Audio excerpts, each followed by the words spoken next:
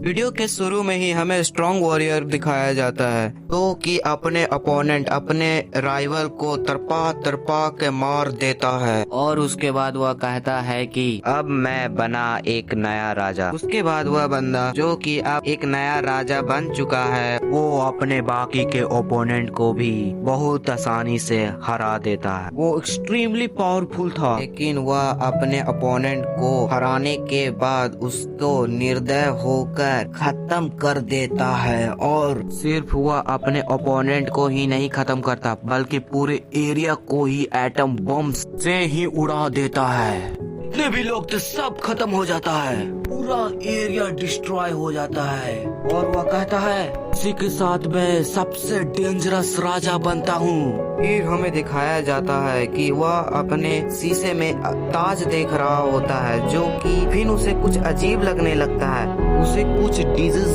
का पता चल रहा होता है, उसे कुछ फील होने लगता है कि वो डूब रहा है। फिर वो अपना आंखें बंद कर लेता है। फिर वो आंखें जब वो खोलता है तो सरप्राइज हो जाता है क्योंकि उसके सामने दो कपल थे जो उसको देखकर बहुत ज्यादा ही खुश हो रहे थे और इमोशनल भी थे। जो उसको देखकर कहता है वेलकम वेलकम अर्थर, मैं तुम्हारा पापा रेनॉल्ड, ये देखो ये तुम्हारी मम्मी एलिस। ये सुनते ही उसको समझ में आ जाता है कि वह अभी दूसरे दुनिया में जन्म लिया है, एक नए लाइफ में रिबॉर्न हुआ हूँ। वो अभी एक बच्चा है जो ना कि वह महाराजा।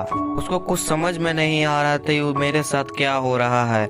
इतने सारे जंग जीते हैं एक बच्चे के रूप में जन्म लेने के लिए और फिर उसके जो पेरेंट्स थे रेनॉल्ड और जेलिस काफी ज्यादा उससे प्यार कर रहे थे।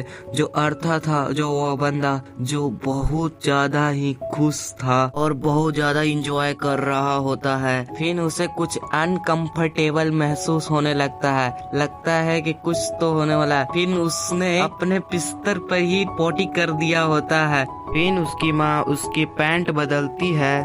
सब आर्थर के लिए बहुत ज्यादा ही स्ट्रेंज था। तभी वह कुछ ऐसा देखा है कि उसका होश ही उड़ा देता है। तो उसके फादर रेनॉल्ड अपने शरीर से एक मैजिकल कास्ट करते हैं और उसके बाद वो एक पत्थर को टुकड़े से तोड़ देते हैं।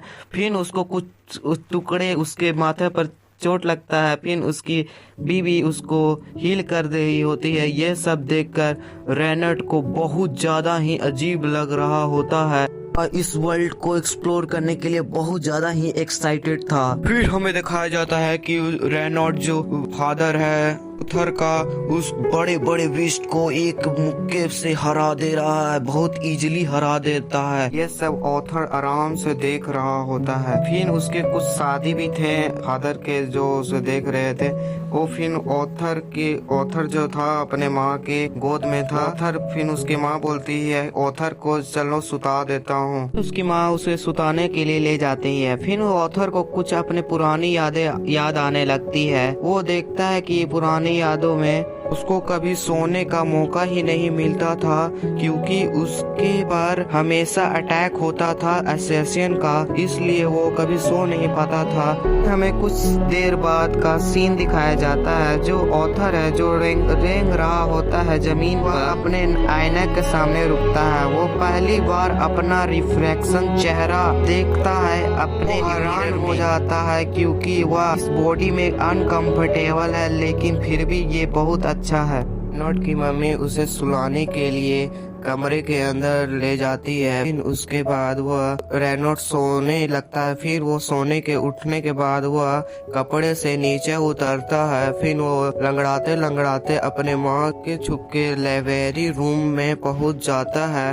वहाँ से एक बुक निकालता है, बोलता है कि नॉलेज ही पावर है, इसलिए और मैं नॉलेज और गैदर करना चाहता हूँ। वो अपने वर्ल्ड का ज्योग्राफी देखता है। जो कॉन्टिनेंट में टोटल 3 किंगडम है। पहला किंगडम है डॉर्फ का, दूसरा किंगडम है एल्फ का, तीसरा किंगडम है जिसमें हम लोग इंसान रहते हैं, अपने फैमिली के साथ रहते हैं, हमें सैफर किंगडम। फिर अर्थन एक बुक निकालता है जो बुक होता है मैजिक का।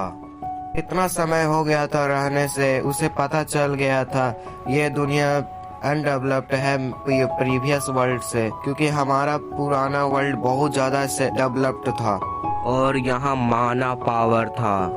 माना इस वर्ल्ड में एग्जिस्ट करता है। बेसिकली माना हर इंसान के पास होता है और उसके मदद से मैजिकल पावर को भी कास्ट कर सकता था। ये जो है जो माना को कंट्रोल करने के लिए पावर रहता है वो लार्जली हेरिडिटरी है। नॉर्मली 100 बंदों में से एक बंदे के पास ही इस माना के कैटेगरी 2 पार्ट में बांटा गया है।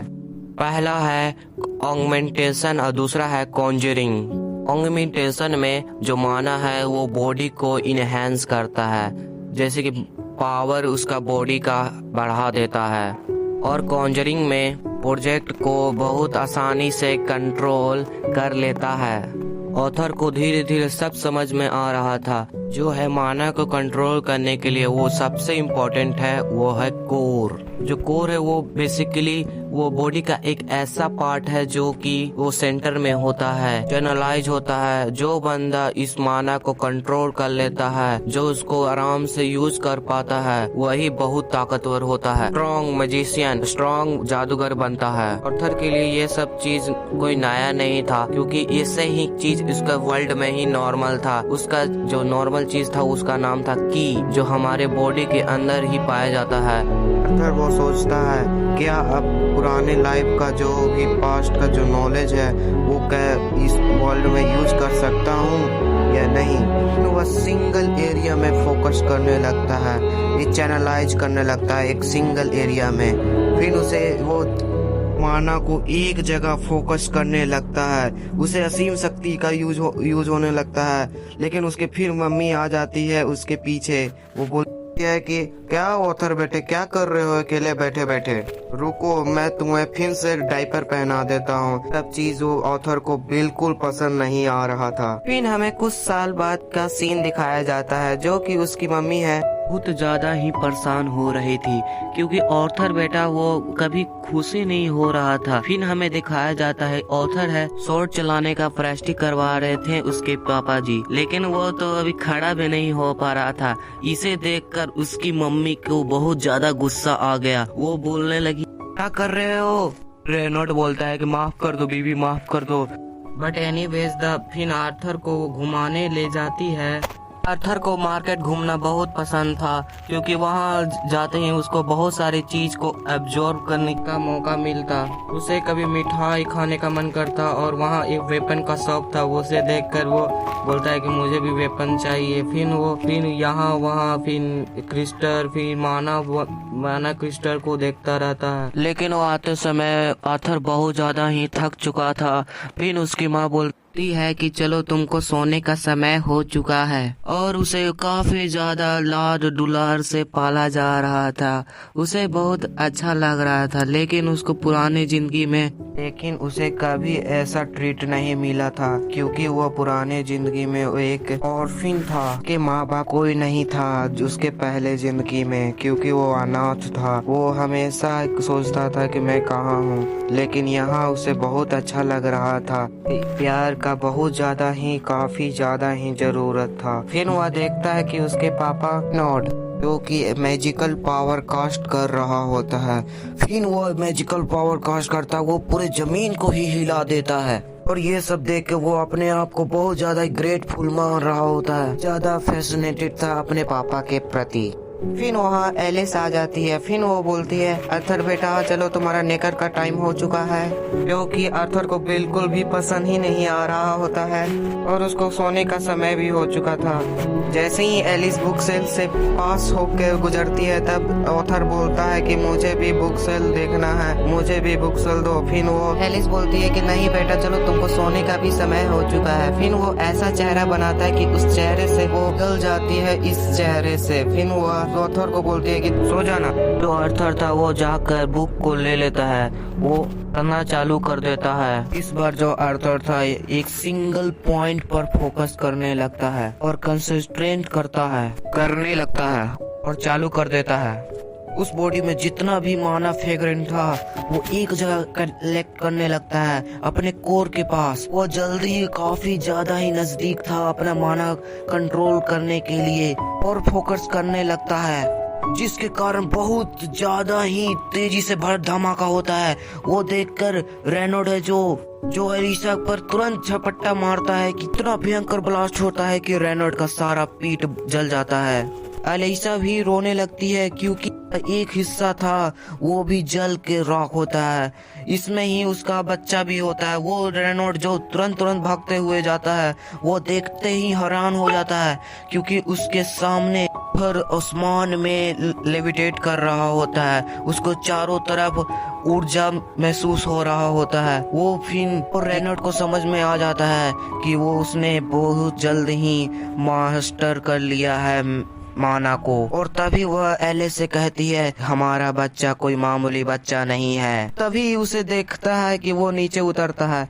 फिर उसके सामने से वो जो लकड़ी का पीस था वो गिरने लगता है। वो आर्थर भागने लगता है। वो बोलता है कि अब मैं क्या होगा, अब मैं मरने वाला हूँ। इसी समय फिर रेनॉल्ड आता है। फिर उस जो लकड़ी का पीस है उसको उड़ा देता है। एलिस एकदम से उसको पकड़ के फूट के रोने लगती है और काफी ज्यादा इमोशनल हो जाती है। ये सब चीज ऑथर के लिए बहुत कुछ नया था।